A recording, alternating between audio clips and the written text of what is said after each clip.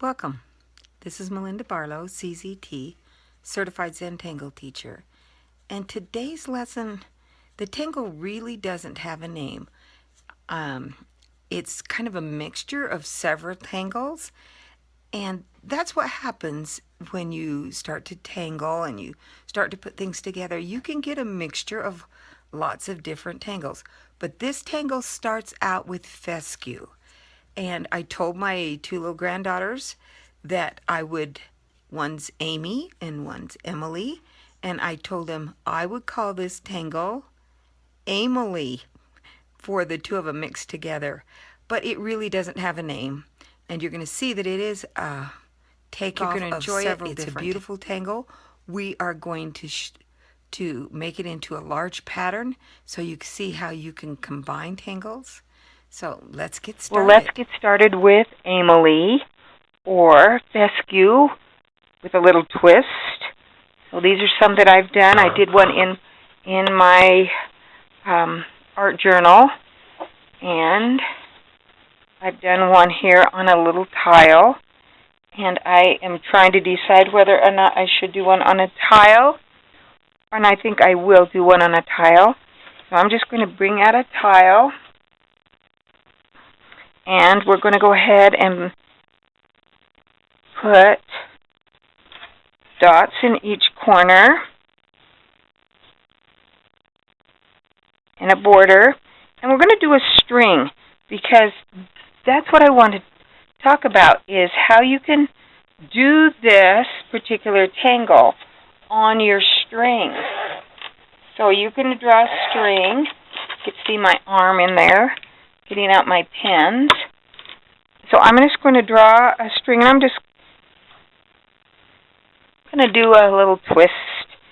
I just did a little twisty line up through my tile, and then I'm going to get out my pen, and I'm using the Apprentice pen because I'm practicing not pushing hard, and this helps me practice that. Got to take off my bracelets. They make too much noise when I draw. So now we're just going to start at the bottom here, and I'm going to do a little fescue, which fescue is just a little line with a little weight. It's just like a little piece of grass. And then I'm going to come at the top, and I'm going to echo back,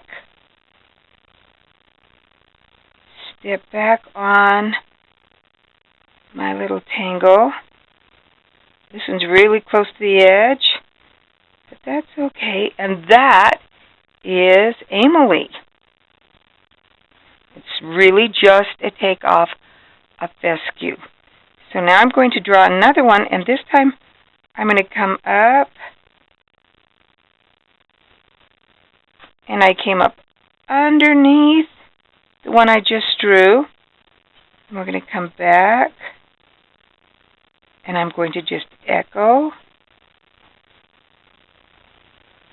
and step down just a little bit on each one of those as I draw it. This one will be a little larger because I've got a little bit more room. And I just work my way. It's kind of got a little seashell look to it. And I'm just going to use this line to be my little fescue. So I'm going to start here. Again, draw a little fescue.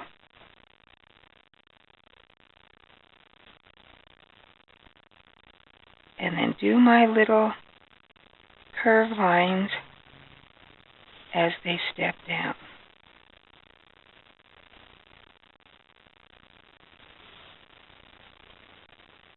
I could come up with another one that comes up from here.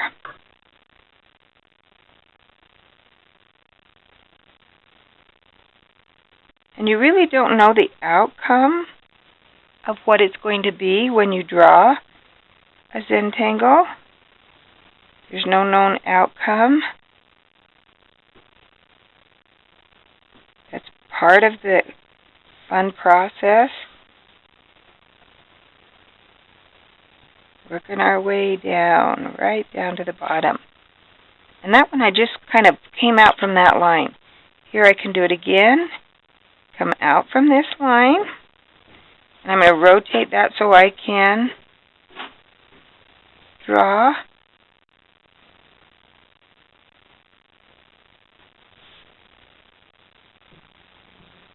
And just step down, making my lines. And another one. And you can see I can go either right or left. This one's a little smaller because I made a little shorter fescue. It's going to work its way right into there.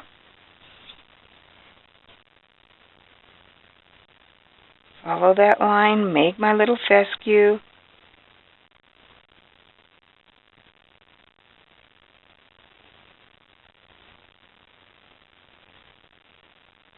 And work its way in.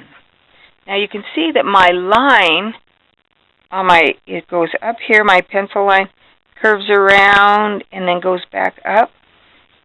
I have drawn over that.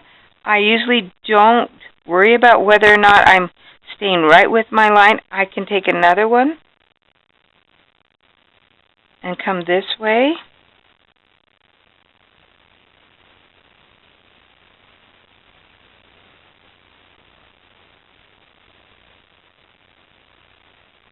It just gives me a guide.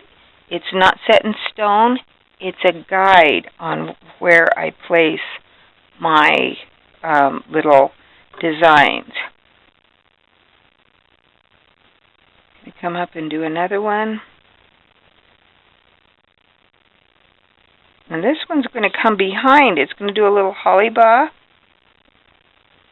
So when I meet where it's doubled, I just do a little so it looks like this one overlaps that one. And let's see if we have around here and we could do one that went right there.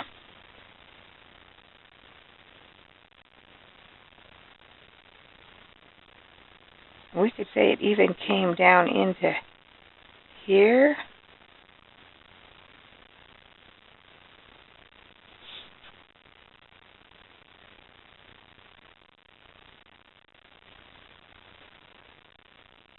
And it worked its way in. And then we have Emily, but I think it's just a twist on fescue. Now, I like to go back and give Emily a little bit more interest. So I'm going to draw a few circles in that little curve there. And I like doing diminishing circles so they get smaller and smaller.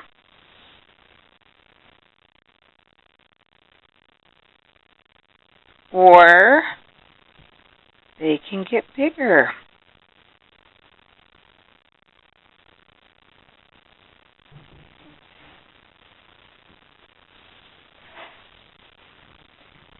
And now we have Emily. I can see that some of my lines were a little not very defined on that, so I'm going to go back and do that.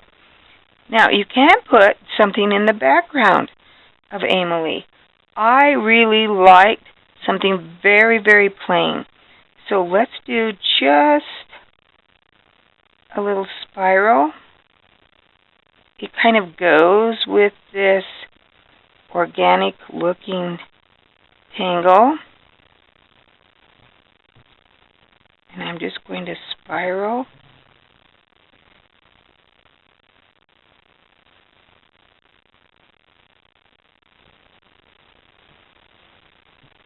And you can see I stopped right on my line. I didn't go past that. I want that to kind of, those to be just right on the line.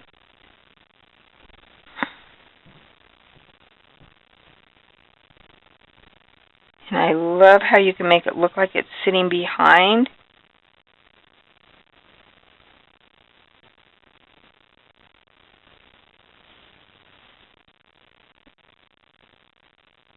And we can just do that little spiral.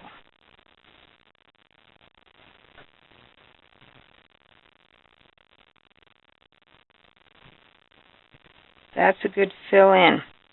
You might think of another fill-in that you could fill in behind with.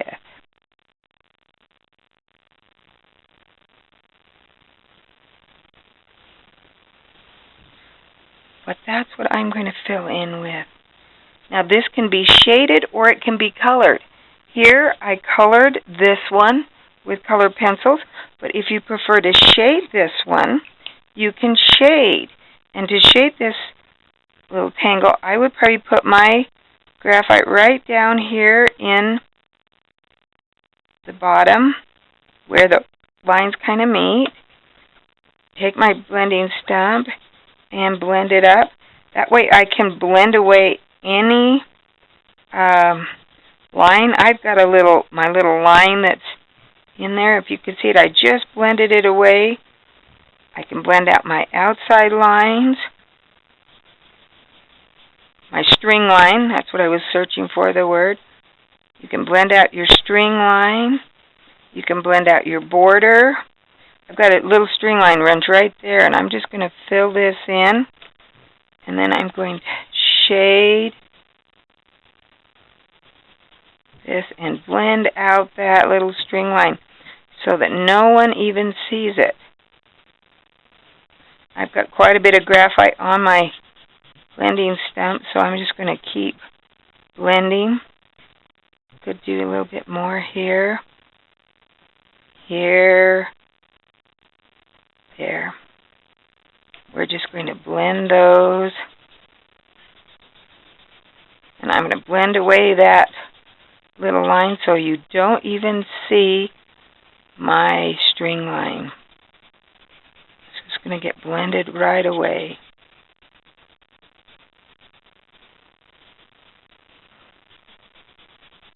I can see it right here, so I'm just going to use my blending stump and just blend that away. Now this doesn't have a lot of dark, so how I make it more interesting is I come back and I will fill in behind with black.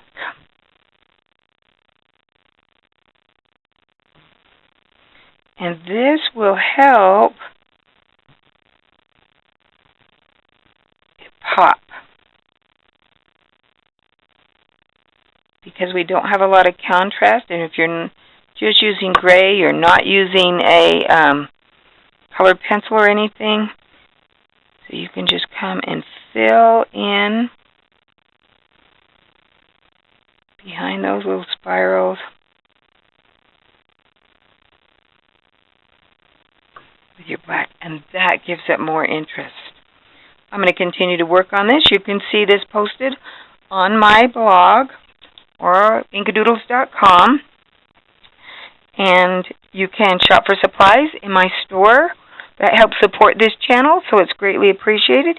If you need some Zentangle supplies or tangling supplies, you can check there. I have the little 3.5 cards, round, and bookmarks are coming in different colors. Also, so are the 3.5 in gray and brown. So watch for that. They're coming up. Thanks for watching. I hope you enjoyed our new little tangle that I call Emily, after my granddaughters, Amy and Emily. And, of course, it's got a little fescue. I love fescue. I put fescue in just about everything. So that doesn't surprise me that I would come up with a tangle that used fescue. Have a great day. Thanks for watching. Don't forget to subscribe to this channel and tangle on.